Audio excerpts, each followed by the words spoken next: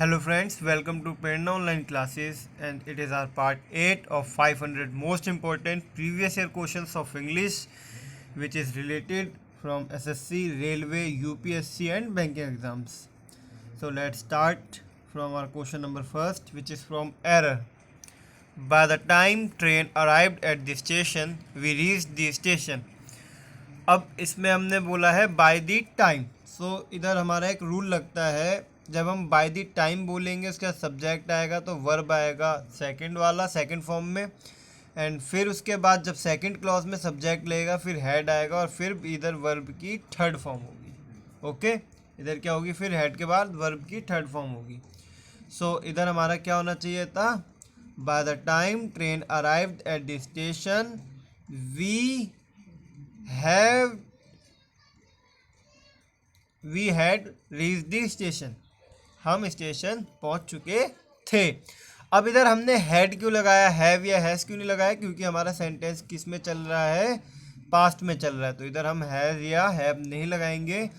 और इसे हम बाय सेंस भी कर सकते हैं, bye the time train arrived at the station, मतलब जब तक ट्रेन स्टेशन में अराइव हुई तब तक हम स्टेशन पहुंच चुके थे, तो हम ऐसे कुछ सेंस भी लगा सकते हैं। So let's move to our next question. Question number second, this cheese is smelling awful. अब इसमें बोला है this cheese is smelling awful. सो कुछ वर्ब्स होते हैं जिनके साथ हम आईएनजी का यूज़ नहीं करते हैं जब हम उन्हें एज अ मेन वर्ब लेके आते हैं।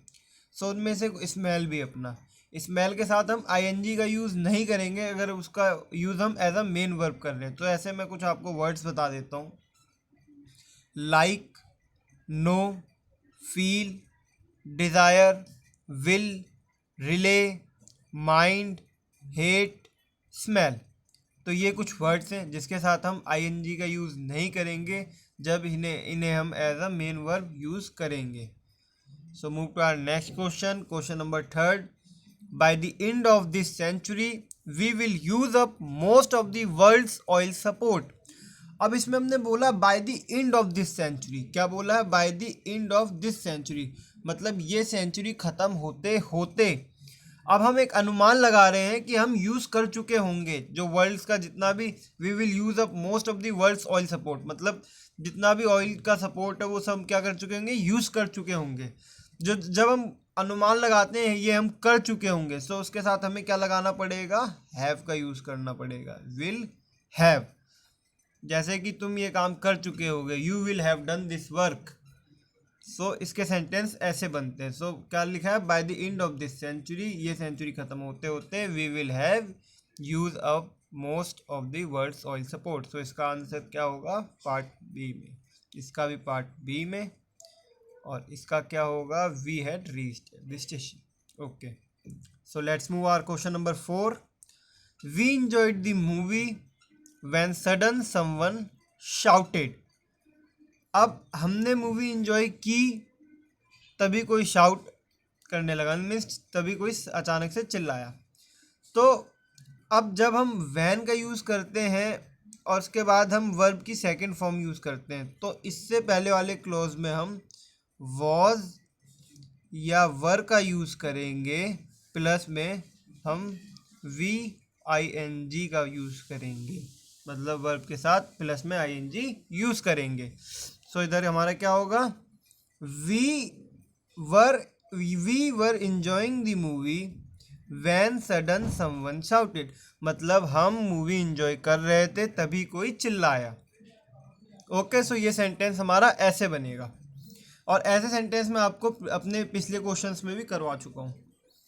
सो move to our next question, इसमें फोर्थ में होगा हमारा पार्ट ए में एरर। हाँ, so move to our next question, question number 5, unless they will take some firm decision nothing can be done in this case.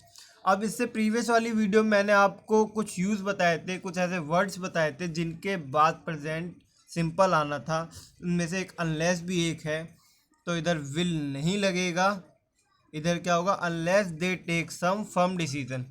अब जिसने मेरी previous video देखी होगी उसका एक क्वेश्चन रेज होना तो चाहिए, अगर नहीं हुआ तो होना चाहिए, अगर हुआ तो अच्छी बात, कि इसमें मैंने बताया था जब भी हम अनलेस व्हेन इनका यूज़ करेंगे तो प्रेजेंट सिंपल आएगा।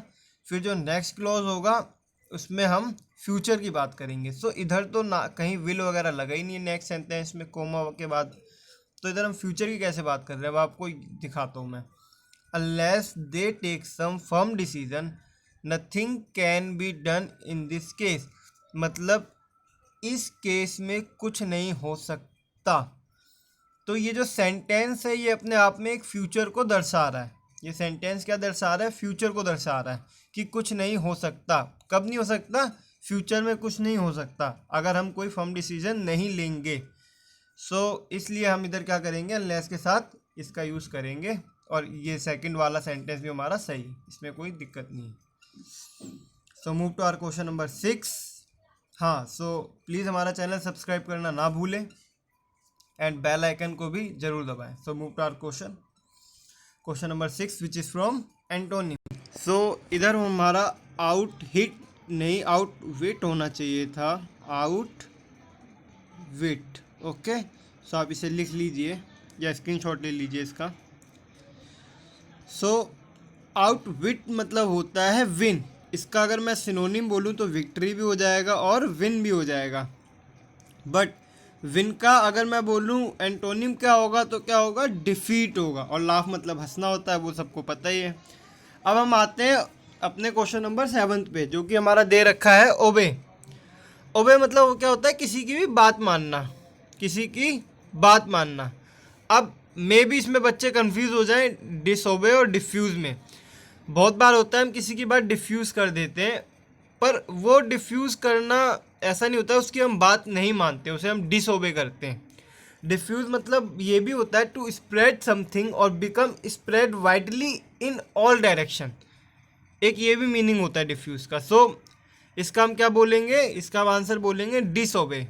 हील मतलब क्या होता है? हील मतलब होता है अपनी हीलिंग पावर, जल्दी रिकवर करना किसी भी चीज़ को, हील करना। अट्रैक्ट मतलब क्या होता है? अट्रैक्ट करना।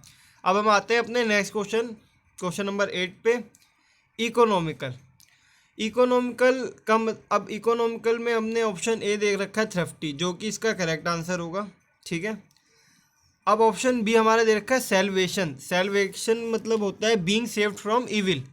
तो ये तो मैंने आपको अपने प्रीवियस वीडियो में भी एक ऑप्शन में इसका मतलब समझाया था। अब हमारा वॉचफुल मतलब क्या होता है? वॉचफुल मतलब होता है जागरूक और सतर्क। वॉचफुल मतलब क्या होता है? जागरूक और सतर्क। चेंज मतलब क्या होता है? चेंज होना। चलिए अब अपने क्वेश्चन नंबर 9 की तरफ मूव करते हैं। हमारा वन वर्ड सब्स्टिट्यूशन। सो क्वेश्चन नंबर 9 है गवर्नमेंट बाय वन मैन।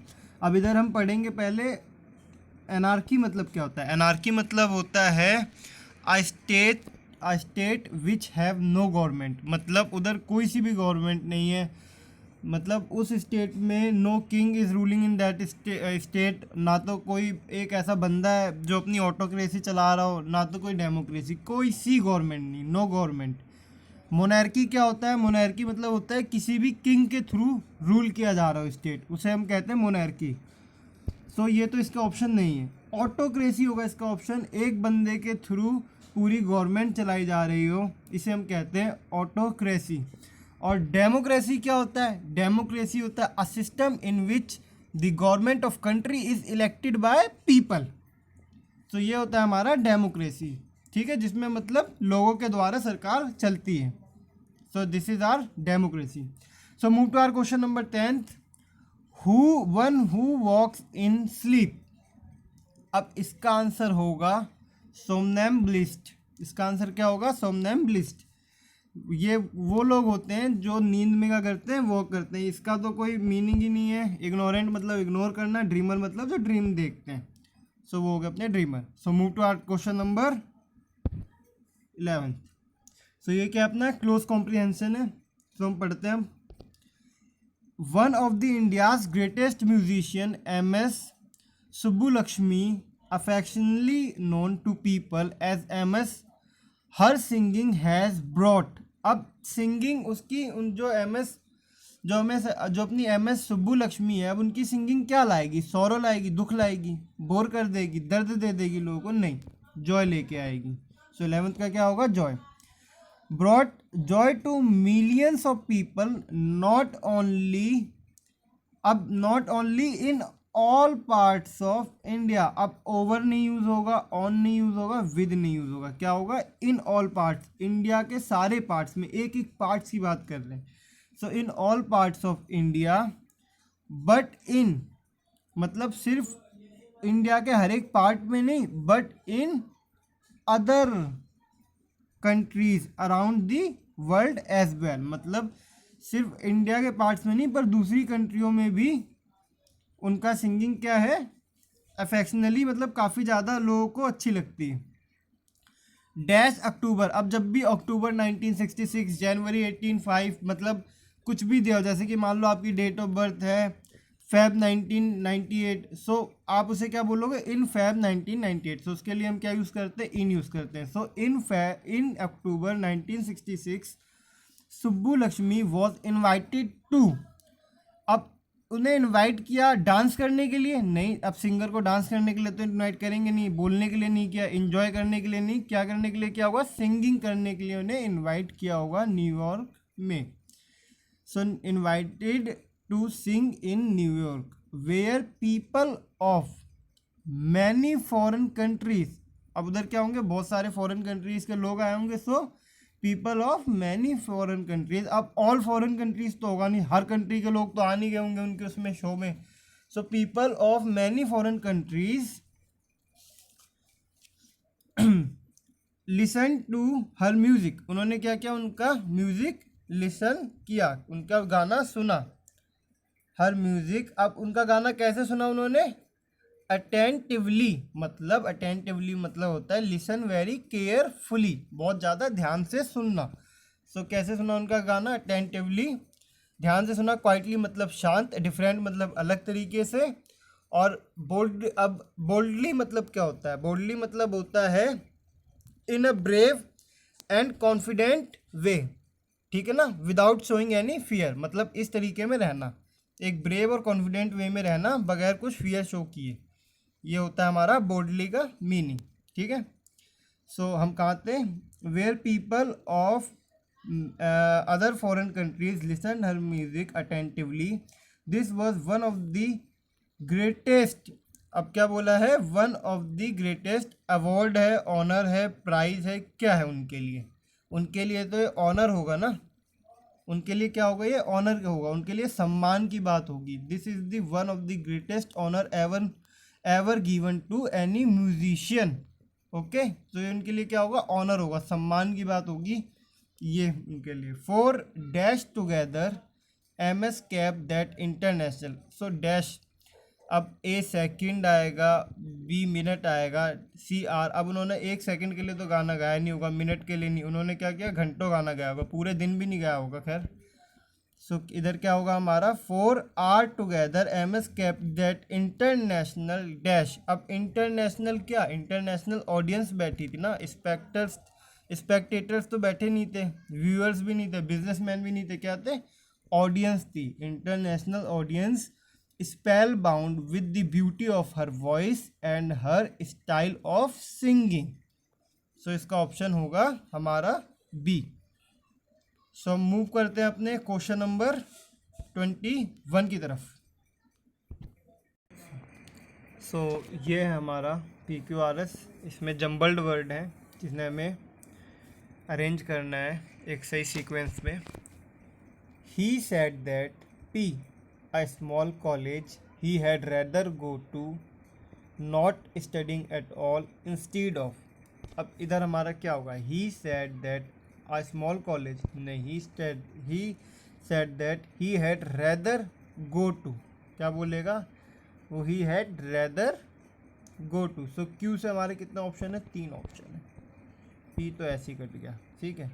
अब he had rather go to के बाद क्या आएगा, अ स्मॉल कॉलेज, ना कि इंस्टीड ऑफ। सो क्या आएगा, he had rather go to small college, फिर क्या आएगा, स्मॉल कॉलेज, फिर आएगा हमारा not studying at all instead of, ये आ सकता है हमारा, नहीं, he had rather go to small college instead of not studying at all. So हमारा ऑप्शन कौन सा सही होगा, QPSR, okay. So question number 22, teaching a child क्या दे रखा है, टीचिंग अ चाइल्ड, पी दे रखा है। Since 3 are few is becoming difficult and expensive, open ponds around, how to swim. अब टीचिंग अ चाइल्ड, चाइल्ड को टीच करना क्या है, ठीक है। अब टीचिंग अ चाइल्ड, अब चाइल्ड को क्या टीच कर रहे हैं, हाउ टू स्विम, कि स्विम कैसे करना है। अब ऐसे हमारे दो ऑप्शन है, teaching a child how to swim. अब मैं आप सोचेंगे कि हाउ टू स्विम कैसे आए, अब आप टीच कर रहे हो चाइल्ड को तो उसे क्या टीच कर रहे हो, ये तो उसके बाद बताना पड़ेगा ना। Teaching a child how to swim, तो आपका ऑप्शन में दे रखा है teaching a child how to swim. फिर हाउ टू स्विम के बाद क्या आएगा, हाउ टू स्विम और इसे एक ऊपर दे रखा है क्यू, बाद में दे रखा है R, how to swim open ponds around, या फिर how to swim is becoming difficult and expensive. So हम एक बार अपना पूरा पढ़ते हैं, teaching a child how to swim is becoming difficult and expensive. ये हम अपना ए वाला पढ़ रहे हैं, teaching a child how to swim is becoming difficult and expensive since 3 are few open ponds around. So अपना ए क्या होगा, करेक्ट आंसर होगा, क्योंकि उधर 3 ही पॉन्ड्स हैं जो भी ओपन है। सो ये हमारा इसका करेक्ट आंसर होगा। So let's move our question number 23। The doctor, इसमें हमने किसकी बात की है, डॉक्टर की। द डॉक्टर, अब हमारा ए क्या दे रखा option, has not been able to find what has not been able to find the food poisoning what had caused। so इसका option is correct. So doctor क्या नहीं फाइंड कर पाया कि फूड पॉइजनिंग किससे हुई थी। ओके, सो इसका ये करेक्ट आंसर होगा। इसमें जनरली आप अपना सेंस लगाइए, पहले चारों ऑप्शन पढ़ लीजिए, फिर ये देखिए अगर ये ऊपर सब्जेक्ट दे रखा है तो सब्जेक्ट में क्या दिया, डॉक्टर दिया है, तो डॉक्टर के 4 केस दे रखे हैं नीचे, तो उनमें से कौन सा केस द डॉक्टर के साथ सबसे पहले ज़्यादा सुटेबल होगा, उसके बाद कौन सा केस सुटेबल होगा, ऐसे आप अपना ऑप्शन टिक मारिए। अगर सब्जेक्ट नहीं दे रखा है तो उसके लिए फिर आप क्या कीजिए, अपना पहले सब्जेक्ट चूज़ कीजिए कि सब्जेक्ट कौन सा होगा आपका। सो क्वेश्चन नंबर 24 की तरफ मूव करते हैं।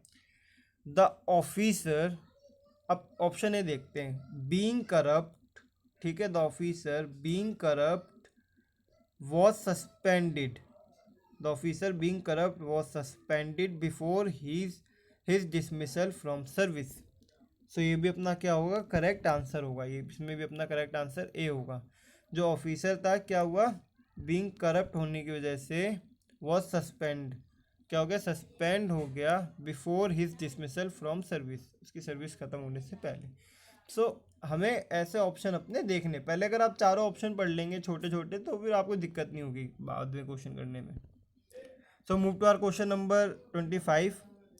शी गेव, अब उसने क्या दिया उसे, okay, she gave to a beggar, नहीं उसने कुछ दिया, she gave her old coat, क्या दिया, पुराना कोट दिया, ओल्ड कोट, ठीक है। अब वो जो उसने ओल्ड कोट दिया है किसे दिया है, the one with the brown fur on it, हम ऑप्शन पी पढ़ रहे हैं, ऑप्शन ए पढ़ रहे हैं sorry, the one with the brown fur on it, okay, to a beggar shivering with cold, जो ठंड की वजह से कांप रहा था, और कोट कैसा था, she gave her old coat, उसमें क्या था, the one with a brown fur on it, जिसपे क्या थे, ब्राउन फर थे, और वो ऐसा, पहले तो हमने बताया कि उसने दिया क्या है, कोट दिया है, फिर हमने कोट को डिस्क्राइब किया, कोट कैसा था, अब हमने ये बता दिया क्या, कोट कैसा दिया वो बता दिया, अब वो दिया किसको ये बताना है, और उसके बाद उसे दिया क्यों, क्योंकि वो ठंड की वजह से काँप रहा था। So this will be answer. So thanks for watching our video. So please अगर अभी तक आपने हमारा चैनल सब्सक्राइब नहीं किया है तो हमारा चैनल सब्सक्राइब करना ना भूलें, बेल आइकन दबाएं जिससे हमारी लेटेस्ट वीडियो आप तक पहुँचे, लाइक करें वीडियो को और अपने वैल्यूबल कमेंट्स देना ना भूलें। Thank you so much.